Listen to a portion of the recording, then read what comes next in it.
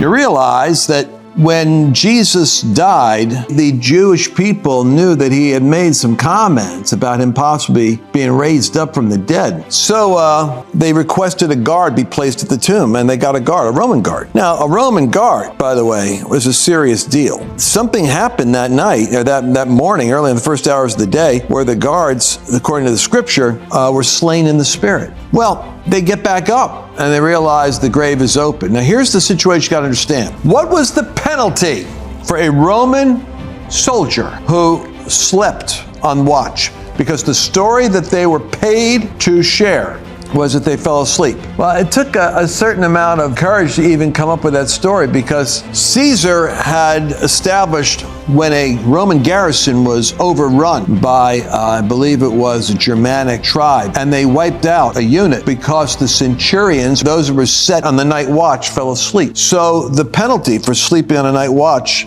in Rome from that day forward in the field was to have your robe doused in kerosene and you would be lit on fire, burned alive. That's because if you sleep, you cost a cohort of 120 soldiers their lives because you weren't doing your job. I don't think with a Roman seal on the tomb and a cohort of their guards in there, I don't think you're sleeping. I think you're sitting there, you got the fire going. My point is, what happened to the body?